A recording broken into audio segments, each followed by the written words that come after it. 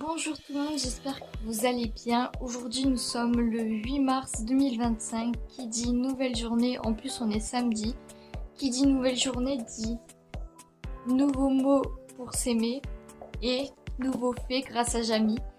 Donc voilà, je pense que ce sera la seule vidéo de la journée parce que c'est le week-end, on est à la cool. Et puis je ne pense pas avoir d'autres inspirations, donc voilà, c'est parti pour ça. Alors, du coup, le mot du jour, c'est... hop, il y en a deux. Donc le premier, c'est tout peut s'accepter avec un grain de tendresse ou de poésie, de Anne Baratin.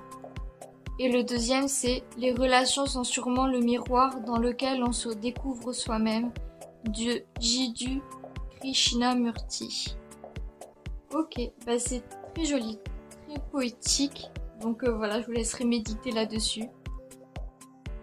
Maintenant, on passe au plus important. On fait l'effet de Jamy. Hier, c'était très marrant parce que j'ai galéré, j'ai bégayé, etc. Là, j'ai laissé le micro sur son support, donc ça devrait le faire. Du coup, je pense qu'on va parler de sur les femmes, la liberté des femmes, je pense, sous forme de statut. Donc première question, pourquoi la liberté a les traits d'une femme?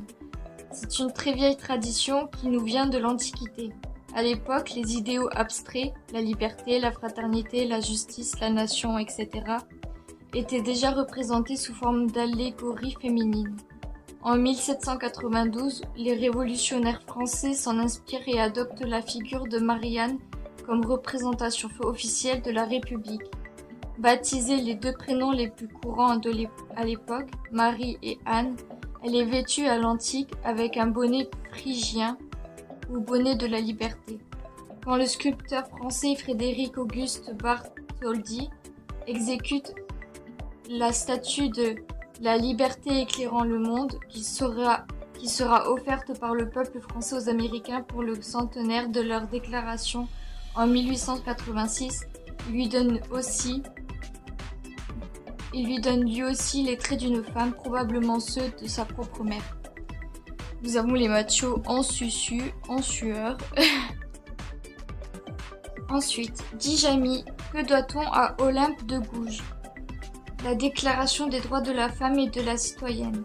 En 1791, la femme de lettres, puis femme politique, adresse ce projet de loi à la reine Marie-Antoinette.